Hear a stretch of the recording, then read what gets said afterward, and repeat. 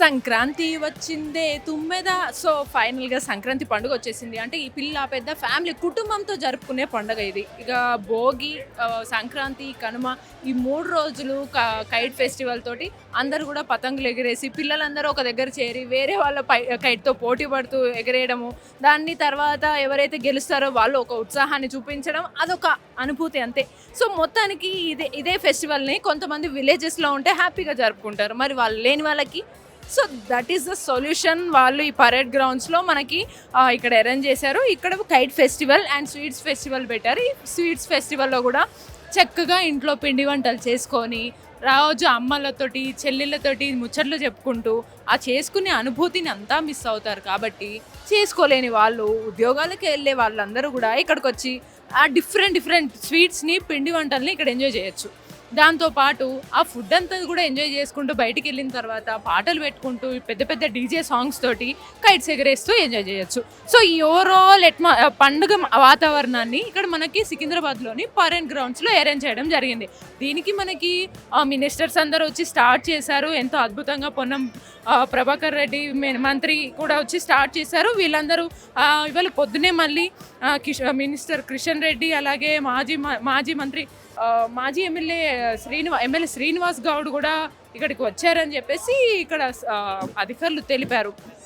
So వాళ్ళు కూడా ఈ వాతావరణాన్ని ఎంతో అద్భుతంగా తీర్చిదిద్ది ప్రజలందరూ కూడా హ్యాపీగా ఎంజాయ్ చేసుకుంటూ ఫ్యామిలీతో వచ్చి విజిట్ చేయడానికి వన్ టైం డెస్టినేషన్ లాగా ఇక్కడ అన్ని స్టాల్స్ తోటి ఏర్పాటు చేశారు. ఒక్కో స్టాల్లో అనేక రకాల పిండి వంటలు అండ్ షాపింగ్స్కి కావాల్సినటువంటి డ్రెస్ మెటీరియల్స్ అండ్ పర్ల్స్తోని డిఫరెంట్ ఐటమ్స్ తోటి ఉన్నటువంటి జ్యువెలరీస్, అలాగే అంటే ఇక్కడ ఒక స్పిరిచువల్ థెరపీ అంటూ అలా చాలా రకాలుగా కొన్ని స్టాల్స్ ఏర్పాటు చేశారు. సో ఒక పండుగని ఫుల్ఫిల్ చేసుకోవడానికి ఒక ఏరియా మొత్తంలోని అన్ని సౌకర్యాలను ఏర్పాటు చేసినటువంటి ఈ స్టాల్ ఇక్కడ కూడా పెట్టారు. ఇక్కడ ఫ్యామిలీతో పిల్లలందరూ కూడా వాళ్ళ ఫేసెస్ చూడొచ్చు కదా, ఎంత ఎంజాయ్మెంట్ కనిపిస్తుంది. Hi happy Bhogi. Thank you.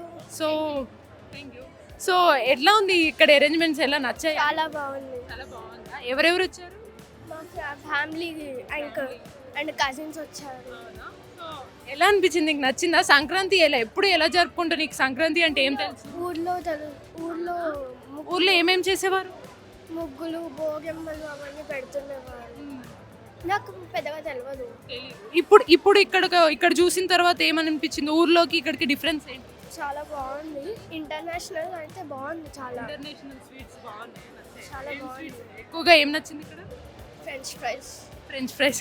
అదే తింటున్నావు కదా, అందుకేనా? ఓకే. సో ఫైనల్గా నీకు మరి సంక్రాంతి గురించి, ఇటువంటి ఫెస్టివల్స్ గురించి ఏమన్నా తెలుసుకోవాలని ఇంట్రెస్టింగ్ ఏమన్నా అనిపించింది, బట్ తెలుసుకోలేకపోయా. ఎందుకు చెప్పలేదు ఎవరు. అవునా? ఈసారి మీ ఇంట్లో మీ డాడీని, మీ మమ్మీని గట్టిగా ఫైట్ చేసి నాకు అది తెలియాలి, నాకు చెప్పండి అని అడుగుతావా? ఓకే, అడుగుతావా? ఓకే. సో అంటే పిల్లలందరికీ కూడా అంటే ఇప్పుడు కల్చర్, టెక్నాలజీ అనే రీజన్స్ అనేక కారణాలు అయి ఉండొచ్చు. బట్ మన సంస్కృతి, సంప్రదాయాలు అనేవన్నీ కూడా చాలా అమూల్యమైనవి. అవి ఒక ట్రెజర్ లాంటివి. వాటిని మనం భద్రపరచుకోవాలని అంటే మన ముందు తరాలకి వాటిని పరిచయం చేయాలి. ఇటువంటి కైట్ ఫెస్టివల్స్ ఇవన్నీ పెట్టడం వల్ల ఏమవుతుందంటే, ఓకే సంక్రాంతి అంటే కైట్స్ ఎగరేస్తారు అనేది ఒక ఐడియా వస్తుంది. బట్ దాంతోపాటు ఇంకా సంక్రాంతి అంటే అసలు ఏమేమి చేస్తారు, ఎందుకు చేస్తారు, అవన్నీ రీజన్స్ వాళ్ళకి తెలియాలంటే కొన్నిసార్లు ఊళ్ళల్లోకి వెళ్ళాలి, లేదా ఎక్కడైనా ఎవరైనా చేస్తే అక్కడ వాళ్ళకి చూపించాలి. తదుపరి మేబీ బహుశా మన మైక్ ద్వారా మనం కూడా అర్థమైంది ఏంటి అని అంటే, ఇక్కడ పబ్లిక్కి ఇక్కడ సంక్రాంతి ఫెస్టివల్స్ కోసం అని పిండి వంటల్ని పెట్టారు, అలాగే కైట్స్ ఎగరేసే కైట్ ఫెస్టివల్ని పెట్టారు. బట్ దాంతోపాటు మనకి ఇంకా సంక్రాంతిని ఎలా చేస్తారు, ఏంటి అసలు ఎందుకు చేస్తారు అనే ప్రత్యేకతను చూపించే విధంగా ఏదైనా షో ఏర్పాటు చేస్తే దాని ద్వారా చాలామందికి అవగాహన వచ్చే అవకాశం ఉంటుంది. సో ఇటువంటి పండుగల ప్రత్యేకతను, ప్రాముఖ్యతను మనం పదిలపరుచుకోవాలంటే వాటన్నిటిని కూడా మనం రానున్న తరాలకి కూడా చేరవేయాలి. సో ఫైనల్గా ఇది ఇక్కడ పరేడ్ గ్రౌండ్స్లో ఉన్నటువంటి విశేషాలు, వింత కైట్స్ విశేషాలు అవన్నీ కూడా మనం చూసాము. పబ్లిక్లో వాళ్ళ ఫేసెస్లో ఉన్న ఆనందాన్ని కూడా మనం చూసాం.